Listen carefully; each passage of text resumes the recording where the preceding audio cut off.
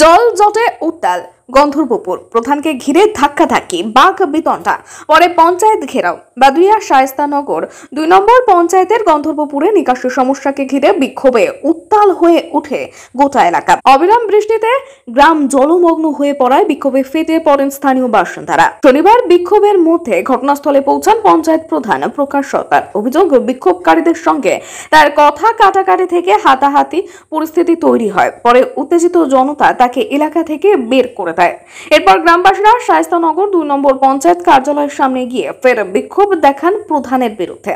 ঘটনা নিয়ে প্রধানের দাবি, জমি সংক্রান্ত জটিলতার জন্যই সেখানে ড্রেন নির্মাণ সম্ভব হয়নি। তিনি বলেন, আমি সবসময় গ্রামবাসীদের পাশে থাকতে চাই, কিন্তু বিক্ষোভের সময় আমাকে ঘিরে কটূক্তি ও অসভ্য ভাষায় আক্রমণ করা হয়েছে। ঘটনাস্থলে পৌঁছে পুলিশ পরিস্থিতি নিয়ন্ত্রণে আনে।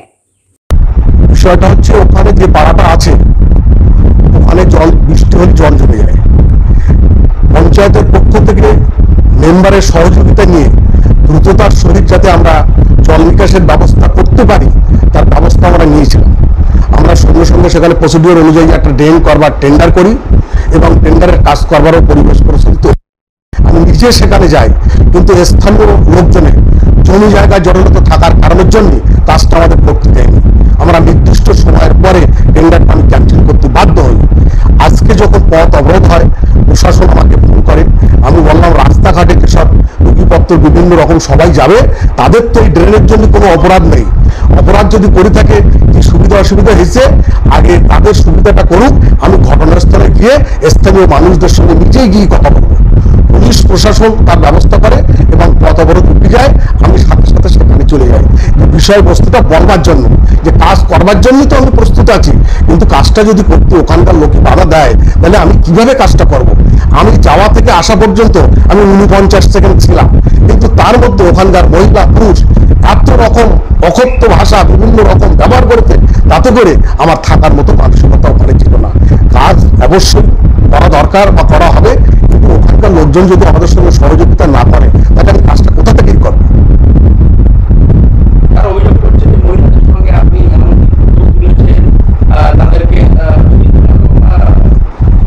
দেখুন, ওরা কাদের প্রলোভনে করে কিভাবে করছে সেটা আমার দেখার দরকার নেই। সেখানে প্রশাসন উপস্থিত ছিল। প্রশাসন যদি বলে হ্যাঁ ওদের আবেদনের ব্যক্তি সবটাই তথ্য সঠিক এবং এই ব্যাপারে বৃত্তান্ত যেটা বলবেন মাথা নত করবেন।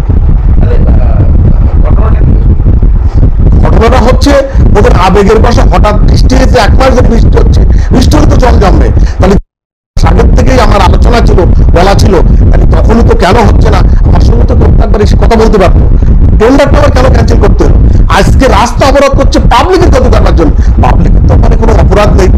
রাস্তায় রুগী যাবে, কেউ পরীক্ষা দিতে যাবে, অফিসের লোক বিভিন্ন রকম সুবিধা অসুবিধা চলবে, যাত্রী জগৎ। এটা আমার বিরোধ ছিল, এটা করা যাবে না।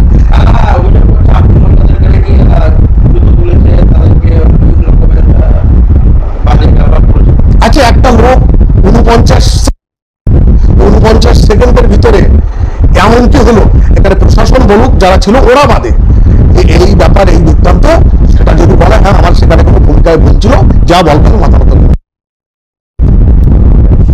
এলাকার মানুষের সমাধান করবার জন্য তো আমি অনেকদিন আগের থেকে প্রস্তুতি ছিলাম। যদি ওরা নিজেদের জঞ্জাট না সারে, সারা জীবনেও সমাধান করা আমাদের পক্ষে সম্ভব নয়।